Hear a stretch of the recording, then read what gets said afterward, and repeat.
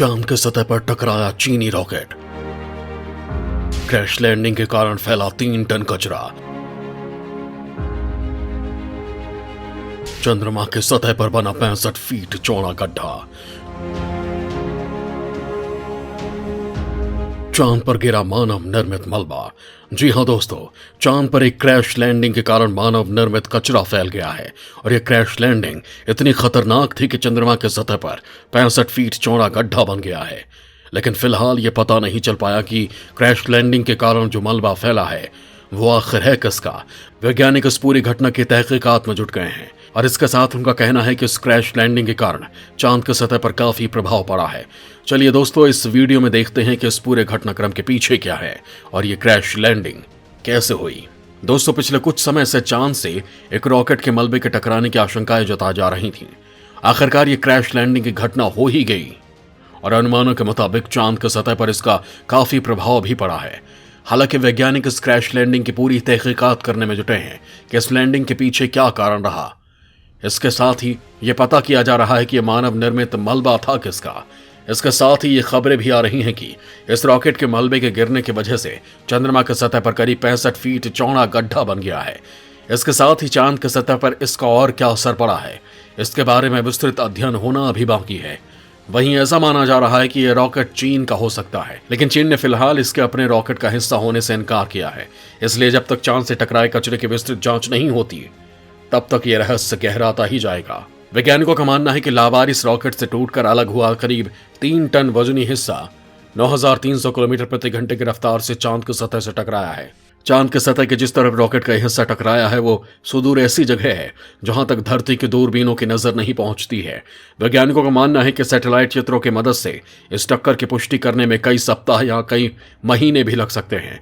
3 ton वजनी इस rocket के टुकड़े को कई सालों से ट्रैक किया गया है, लेकिन इसकी उत्पत्ति पर विवाद है। वैज्ञानिकों का कहना है कि 3 टन वजन वाले इस कचरे के चांद की सतह से टकराने पर इतना बड़ा गड्ढा हो गया है कि जिसमें ट्रैक्टर जितने बड़े कई वाहन समा जाएंगे।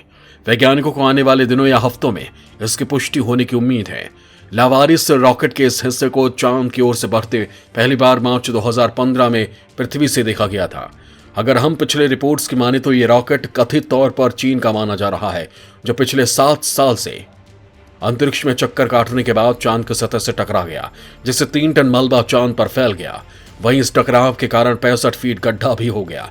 Space.com ने विशेषज्ञों के हवाले से बताया है कि यह घटना चांद की दूर वाली सतह पर शुक्रवार को सुबह 7:25 पर घटी। इसके चलते अमेरिकी स्पेस एजेंसी नासा का लूनर 2 ही ऑर्बिटर क्रैश करने की घटना को अपने कैमरे में कैद नहीं कर पाया।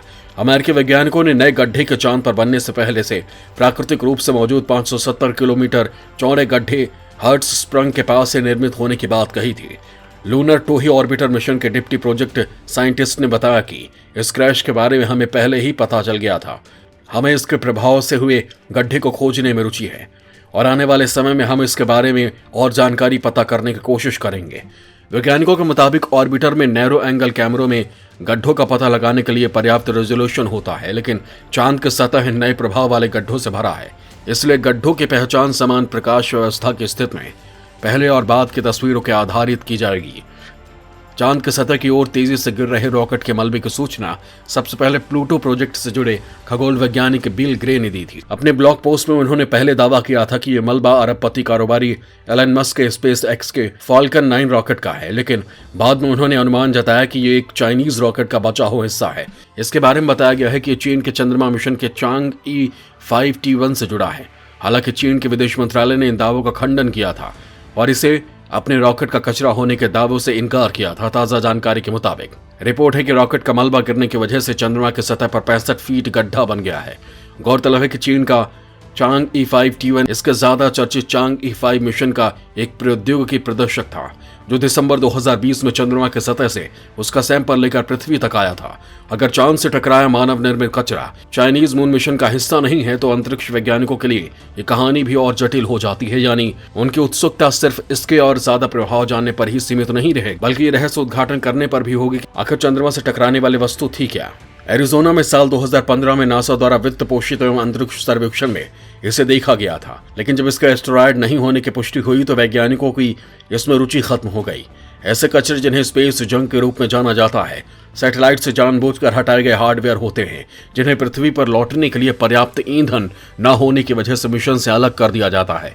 चांद का वायुमंडल लगभग ना के बराबर है, जिसकी वजह से वो लगातार गिरने वाले उल्कापिंडों और क्षुद्र ग्रहों से अपना बचाव नहीं कर पाता। बीच बीच में अंतरिक्ष यान भी उससे टकराते रहते हैं। इनमें ऐसा यान भी है जिन्हें वैज्ञानिक परीक्षणों के लिए जानबूझकर टकराया जाता है। चांद पर कोई मौसम भी नहीं है, जिसकी वजह से उसकी सतह का हिसाब भी नहीं होता और ये गड्ढे हमेशा के लिए रह जाते हैं। शौकिया पर्यवेक्षक बिल ग्रे ने जनवरी में इस रॉकेट के कचरे के चांद से टकराने के मार्ग का पता लगाया था। बता दें कि चंद्रमा की सतह पर पहले से ही अनगिनत क्रैटर हैं, जिनकी लंबाई 2500 किलोमीटर तक। अब तक चंद्रमा के बारे में जो पता लग पाया है उसके मुताबिक लॉन्च किए गए 58 मिशन रॉकेट नष्ट होकर चांद पर गिर चुके हैं। बिल ग्रे ने बताया था कि इस रॉकेट के चंद्रमा की सतह पर क्रैश लैंडिंग होगी। इससे रॉकेट के मलबे से अंतरिक्ष में कचरे नहीं पैदा होंगे। अगर ये रॉकेट चंद्रमा पर बिना गिरे अंतरिक्ष में फट जाता है तो इससे कई सैटेलाइट्स को भी भारी खतरा पैदा हो सकता है। पहले ही धरती के चारों ओर करोड़ों की संख्या में अंतरिक्ष कचरे घूम रहे हैं। कुछ दिन पहले ही चीन का एक साइंस सैटेलाइट रूसी कचरे से टकराने से बाल बाल बचा था।